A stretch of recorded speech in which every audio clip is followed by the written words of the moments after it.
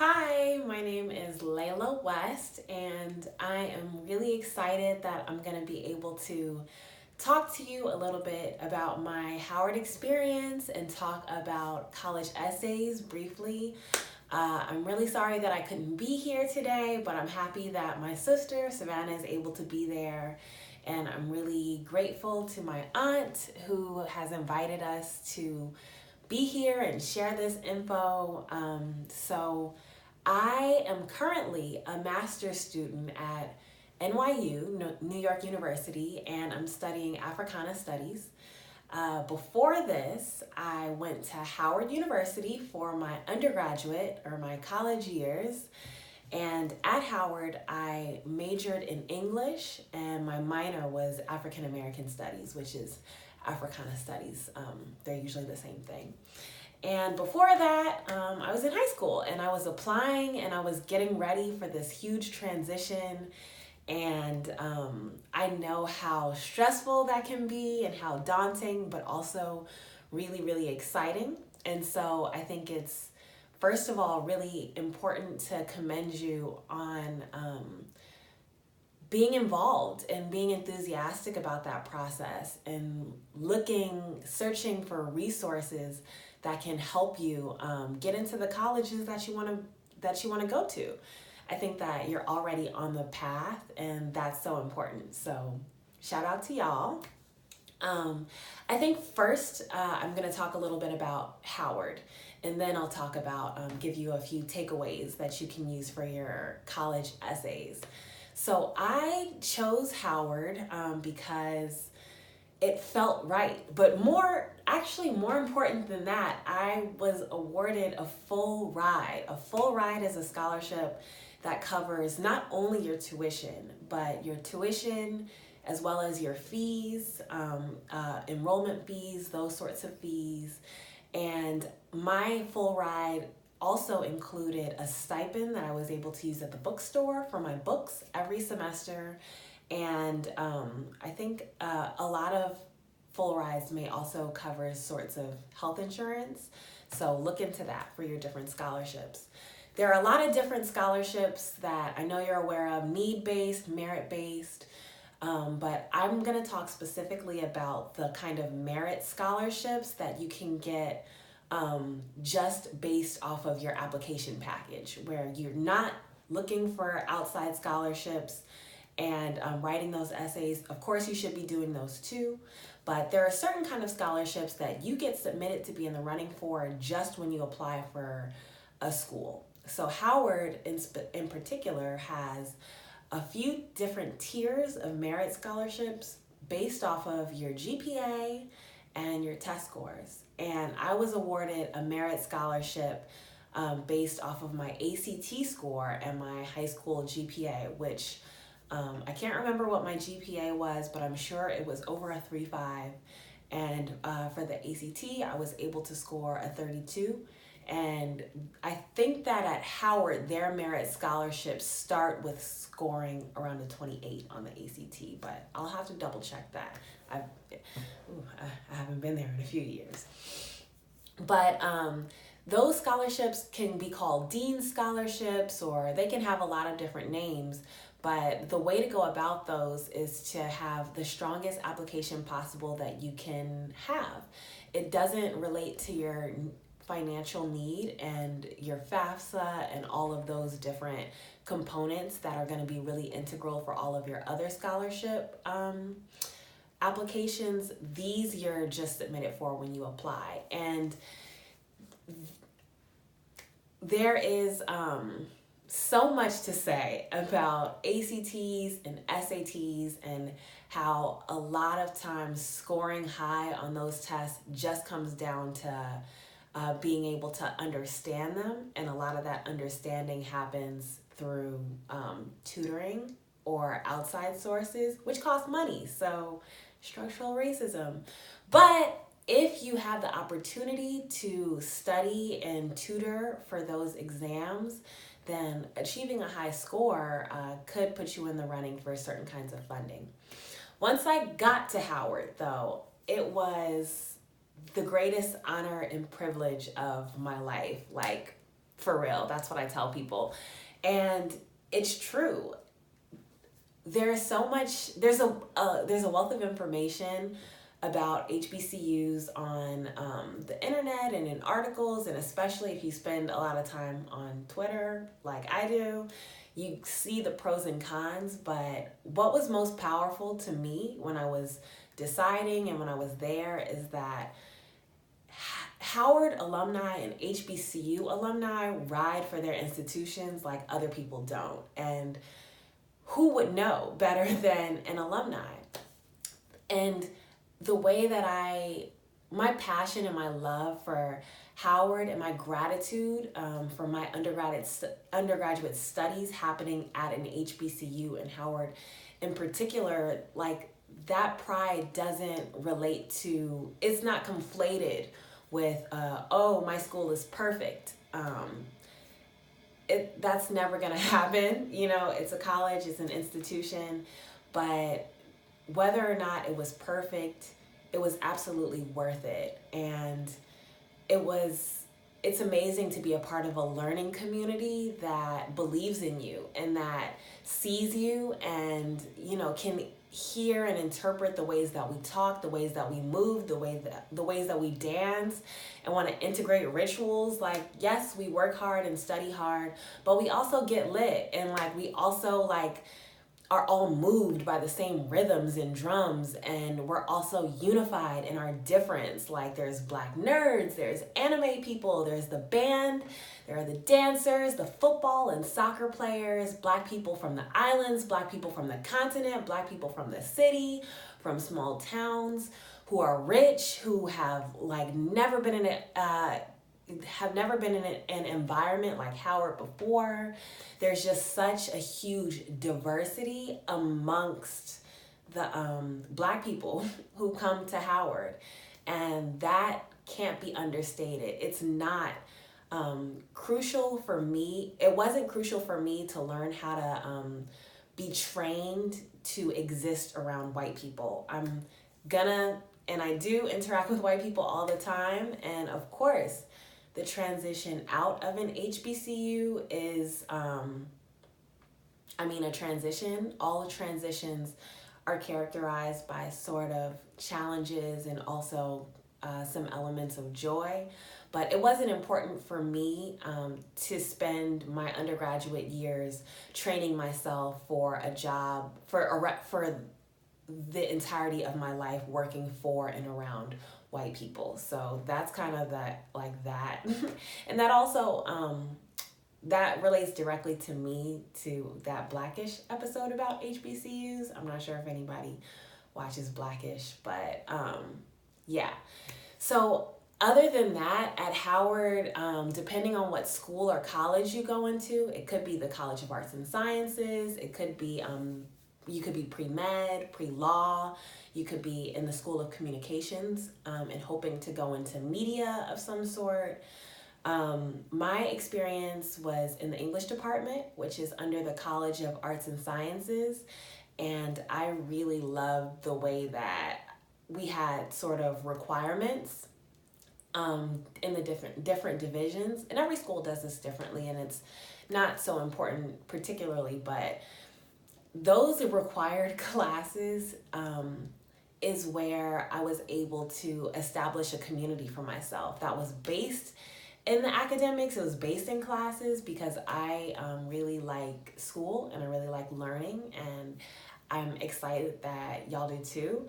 And if you don't, then those spaces are spaces where you can grow and you can develop relationships with people who do have that passion, and then we can supplement each other.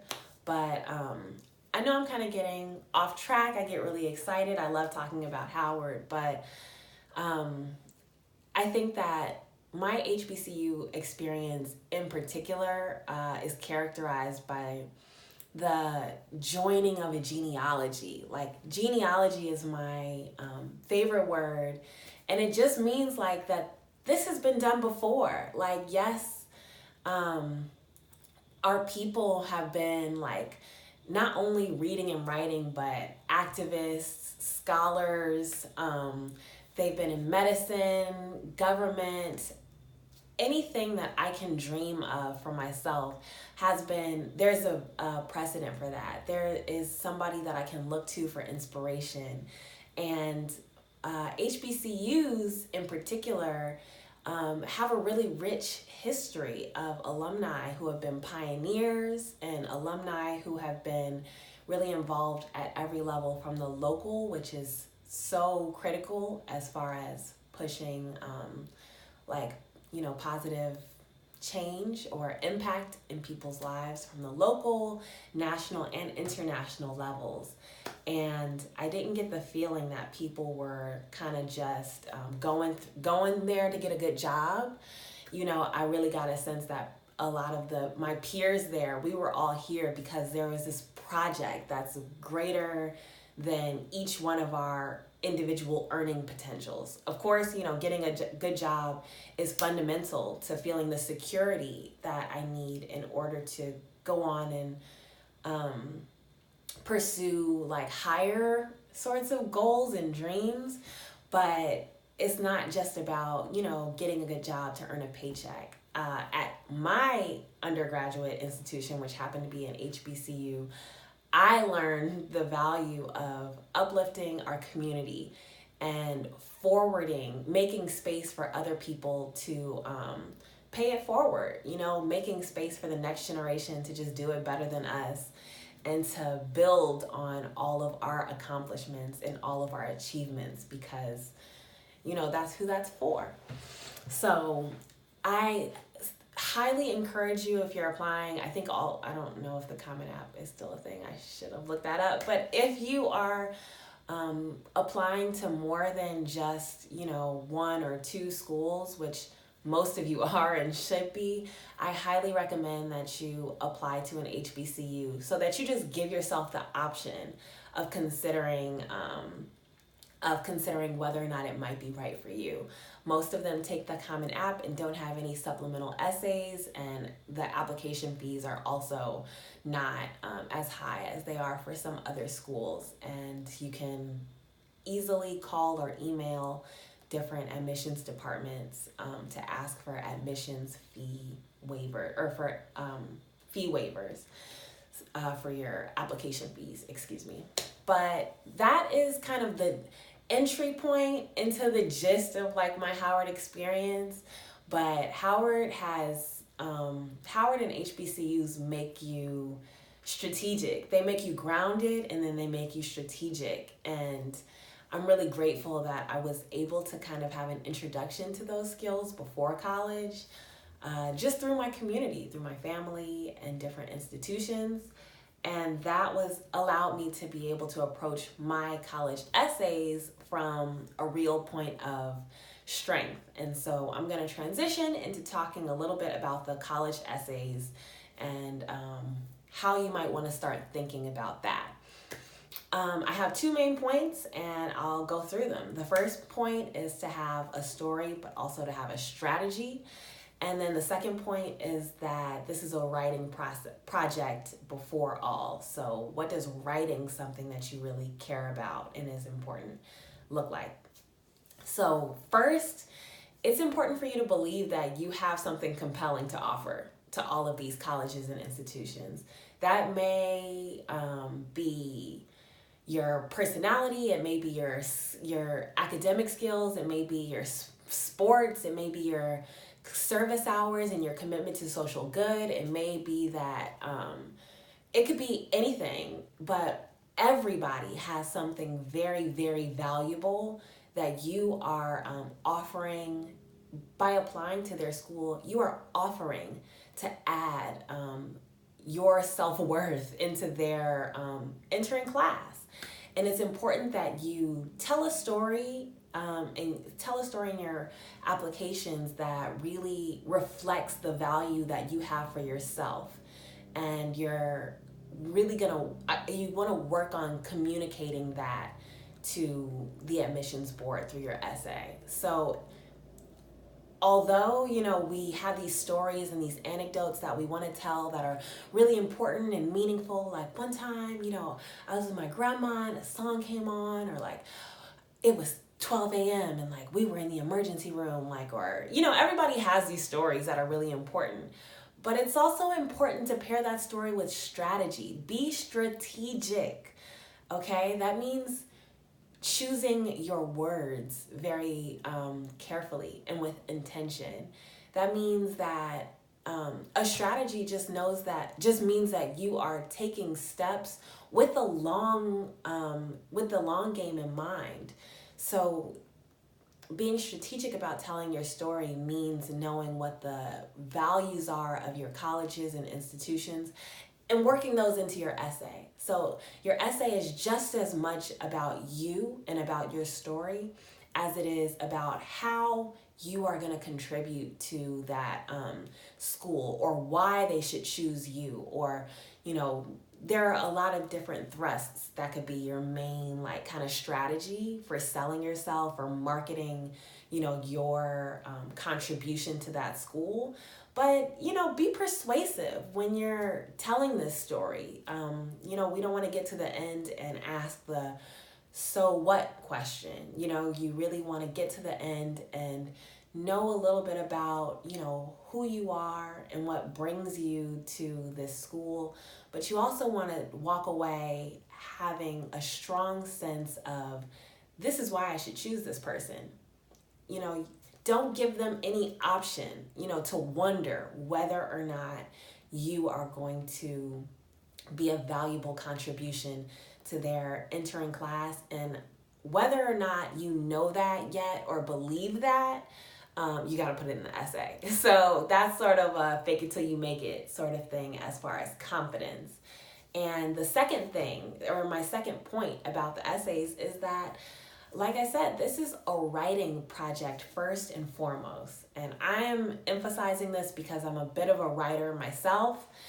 And whether or not you're pre-med, or whether or not don't know what you want to do, going in undecided, probably going to end up psychology or political science major or something, or if you're architecture or engineering, this is an essay. And yes, you've spent your high school career writing essays that were of various levels of importance to you, but this isn't you're not writing this for a grade or because it's required.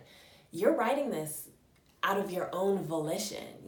Going to college is the first step in making decisions that you're making a decision for yourself. You're making a decision about your future for yourself. And, I think that's really cool. And you should be excited about doing that the right way. And writing this essay means that you're opening yourself up to so many possibilities. And we want those colleges and universities to really be able to hear what you're saying and not get hung up on how you're saying it. So my advice for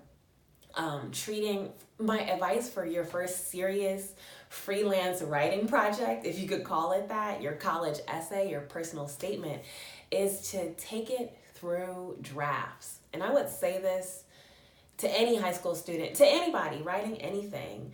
There's so much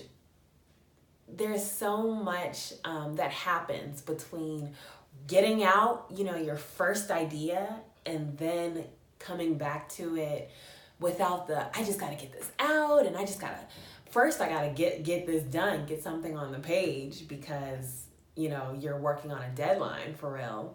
But also, now that I've allowed myself the space to get my ideas out, let me refine it. Let me take out the spelling errors. Yes, we all type, and yeah, there's the squiggly, red underline for some words, but papers still be having typos, and you're responsible for that. And you can avoid it, by taking your essay through drafts. Have a first draft, have a second draft, have a third draft. I took my admissions essay I'll tell you for my master's program, because I don't actually remember for college, but I took that through at least 5 drafts. 5. That's 5 papers that I could sit side by side and look at the way that it grew and changed. And every time that I wrote it, I had somebody that I was working with to edit it. And that could be a teacher, that could be a college counselor, that could be the best writer you know in your friend circle, your parents. And if you don't have anybody that can read your essays and go through it with a red pen and tell you, hey sis, you misspelled your name, you can send it to me. So you don't have any excuse as to why you don't take, why you don't get more eyes on your paper. And also I'm gonna put my contact at the end of the video, and I would love for you to email me, if you just want to chat, if you want to chat about Howard, if you want to talk about HBCUs, or if you are like, hey sis, you said to put your essay through drafts and I don't have anybody to do that for me, I will do it for you. So yeah, as far as taking it seriously as a writing project, that looks like putting time and effort into it. And it can be hard, to look at our story on paper and to be thinking about marketing ourselves and, all of these concepts, but it's a really exciting opportunity for you, and you could really make something that you want to look back on and be proud of. So I encourage you to print out your papers, to print out your essays, your college essays, and hand a hard copy to a friend, neighbor, family member to get their edits, and then come back to it and make some changes. So that's how you take it seriously as a writing project. And then other than that, my first point was to know that you got something valuable. Have a story, and then be really intentional about being strategic with that story. And so that is all I have for you today. I'm really glad that I was able to share these points. And thank you so much to everybody who puts on these events, who volunteers, who plans for weeks and weeks and weeks and gets everything set up and was there early this morning. I want to make sure all of you guys, turn to those people after this talk and say thank you for their effort. Because this is all about you, and we support you, we believe in you, and we're so excited to see what you're able to accomplish, because the world is, is for you, it's for me, it's for us, and all we have to do is reach out and take these things. So if you have any further questions, make sure to email me, and I look forward to seeing what you all are able to produce. Thank you so much for your time, and bye.